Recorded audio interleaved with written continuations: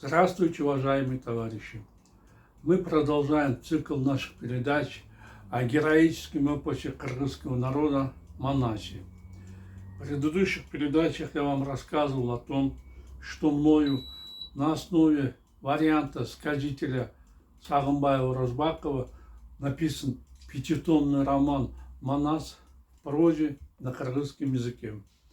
Затем я перевел это свое произведение на русский язык, и оба этих варианта выставил для продажи на своем интернет-сайте epos-manas.com.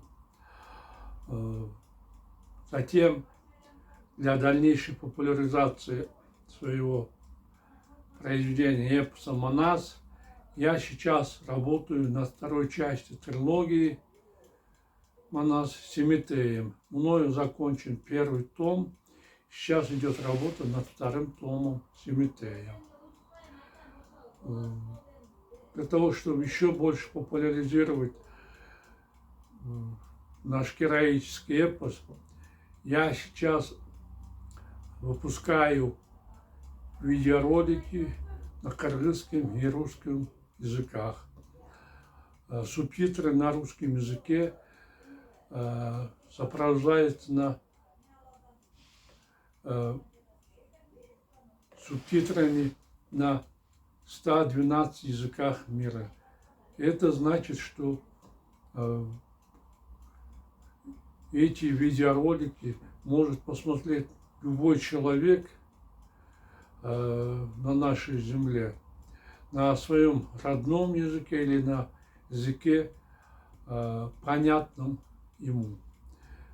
Поэтому у меня к вам большая просьба сообщить об этих видеороликах своим родственникам, друзьям, знакомым в странах дальнего и ближнего зарубежья. Тем самым вы внесете свой вклад в дело популяризации эпоса «Манас». Это все, что я хотел вам сказать об эпосе кратко. А сейчас, с вашего позволения, я продолжу чтение своего романа.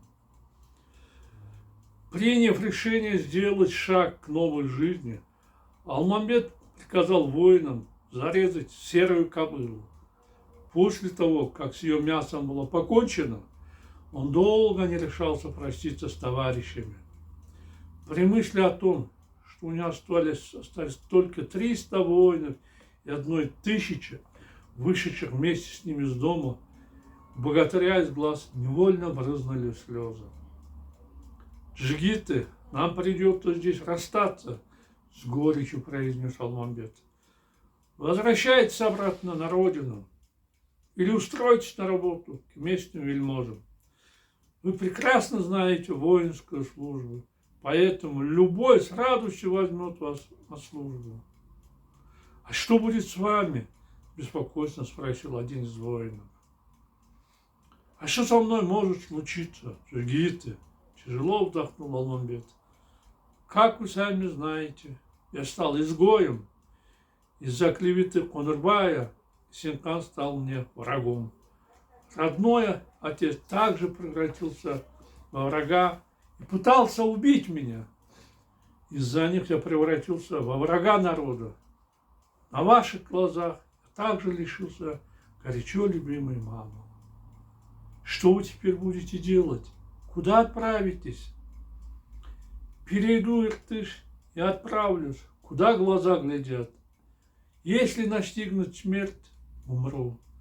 Если останусь жив, через 7 лет снова вернусь обратно. Встречусь с вами и жестоко отомщу Синхану и Конурбаю». Попрощавшись с воинами, подойдя к берегу реки, он стал готовиться к переправе. Приказав надуть 2 бурдюка, привязав их к обеим сторонам лошади, богатырь благополучно перебрался на другой берег. Очутившись в безопасности, Алмамбет отвязал бурдюки, выпустил из них воздух, привязал их к луке седла. Несколько раз встряхнув одежду, которую он заранее снял, чтоб не намокла, Богатырь не спеша обратно оделся. Сев на коня, Алмамбет стал подниматься на высокий берег Иртыша. Стоявшие там казаки с удивлением наблюдали, как Алмамбет вошел и преодолел реку. «Кто это статный богатырь?» – спросил товарища Кокчо. «Не знаем, повелитель. Познакомимся с ним, когда он подъедет к нам», – ответил один приближенный. «Так и сделаем». Пока Алмамбет на коне не подъехал к Кокчо, сидевшему на синем коне посреди группы казахов, никто не проронил ни слова. «Кома!» – по-китайски поздоровался Алмамбет. «Что он говорит? Проклятие! Оказывается, это китаец!» – громко крикнул один из казахов. «Как бы они меня не зарубили, считая китайцем!» – насторожился, испугавшись Алмамбет, хорошо знавший язык бурутов. «Надо поздороваться с ними на бурутском». Алмамбет подошел к Кокчо и поприветствовал по-казахски. «Будь здоров, богатырь!» «Вот это другое дело!» – удовлетворенно произнес другой казах. «И ты будь здоров, богатырь!» – вежливо ответил Кокчо. «Я сын Айдархана Кокчо. Ты откуда идешь, богатырь? Кто ты и куда идешь? Что ищешь?» «Как мне теперь поступить?» – подумал богатырь. «Стоит ли сказать всю правду этому господину или промолчать?» Немного подумав, Алмамбет решил рассказать Кокчо всю правду. «Болезнь, которую ты скрываешь, обнажит смерть», – подумал богатырь. «Зачем мне обманывать кого-то? Если скрою правду, а затем казахи узнают, что я беглец, останусь в неловком положении. Поэтому расскажу им все, как есть. Если я им понравлюсь, и они решат меня приютить, останусь с ними. Если откажут, чего не поделаешь, придется уйти. Или я погибну от их рук. Расскажу им всю правду». Решив рискнуть, Алмамбет рассказал казаху всю свою историю. Внимательно его выслушав, Кокчо отвел китайца в шатер и налил ему кумыса. «Ты так не горюй», – успокаивающе произнес он. «В жизни всякое бывает. Это очень плохо, что твой отец, поддавшись словам клеветников, стал врагом. Но мы, казахи, не такие. Даст Бог, по достоинству оценим твой труд и храбрость. Поэтому езжай вместе с нами во дворец моего отца, чем вот так бродить по белу свету с китайцем». Немного подумав, Алмамбет согласился на это предложение. «Прекратите охоту», – сказал тогда Кокчо своим джигитам. «Сейчас мы вместе с богатырем Алмамбетом поедем во дворец Айдархана». Когда все собрались и отправились в дорогу, Кокчо усмехнулся про себя. Он обманул Алмамбета. Богатырь китайцев оценил встречу как случайность. На самом деле Кокчо охотился на берегу Иртыша и специально дожидался приезда Алмамбета. Его славу, то, что он поругался с отцом и Синханом, они с отцом услышали давно. 2 месяца тому назад Айдархан срочно вызвал домой Кокчо и посоветовал ему выехать на берег Иртыша, чтобы встретить Алмамбета. «Сынок, — сказал он, — знаменитый богатырь Алмамбет поссорился с отцом, ханом и Синханом, ранил известного богатыря Кунурбая и бросился бежать к нам». «Пускай бежит, — пожал плечами Кокчо. — Зачем нам нужен этот китаец? Что делают у казахов китайцу, который не мог ужиться на родной земле?» «Ошибаешься, сынок, — покачал головой Айдар. По слухам, Алмамбет справедливый, честный, великодушный и очень умелый полководец. Если он такой хороший, почему они оставили у себя китайцы и хан и Синхан?» Вопросительно посмотрел на отца Кокчо. Почему прогнали из родных мест? С одной стороны, это прав. Но в этой истории есть и другая сторона. Как я говорил, Алмамбет очень справедливый, хороший правитель. Поэтому местные вельможи Синкан возненавидели его. Почему?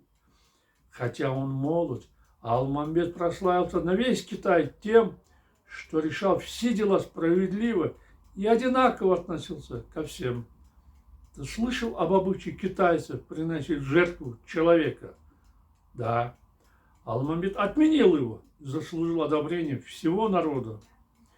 Есенхан испугался того, что его авторитет растет среди простого народа. И если Есенхан верховный правитель Китая, как такой молодой хан, как Алмамбет, может представлять для него опасность? Не говори так, сынок. Хотя сейчас Алмамбет молод, у него большое будущее. Если он будет также справедливо править народом, то максимум через 5-6 лет полностью завоюет доверие народа Китая. И тогда он может попытаться отобрать у Есенхана трон. Испугавшись этого, Есенхан решил заранее уничтожить его и натравил на него собственного отца Сарандука. Отец и убедился, что Алмамбет, как ты говоришь, достойный джигит, проговорил Кукчо. Но если он придет к нам и проявит свою справедливость, мудрость, отвагу, завоюет доверие казахов, то не возникнет ли угроза для нашей власти и трона? Зачем нам такой опасный соперник? Чепуха. Придя на нашу землю, Алмамбет никогда не сможет с нами тягаться, ибо он китаец, а не казах. Наши люди никогда не допустят, чтобы ими правил представитель другой национальности, как бы они между собой не воевали и враждовали. Поэтому Алмамбет никогда не сможет стать у нас ханом.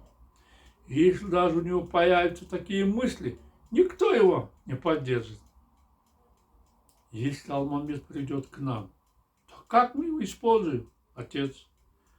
Мы можем использовать его знания, силы для повышения благосостояния жизни народа и укрепления нашего авторитета среди казахов. Вот теперь я понял вас, отец. Что я должен делать? С сегодняшнего дня возьмешь своих воинов и отправишься на берег Иртыша. Будешь делать вид, что охотишься там, желая развлечься. Но твоя главная цель не стрельба по оленям и моралам, а Алмамбет. Не упусти его, чтобы он ненароком не проскочил мимо тебя к кыргызам, не поступил к ним на службу. Ты должен первым его встретить и привлечь на нашу службу.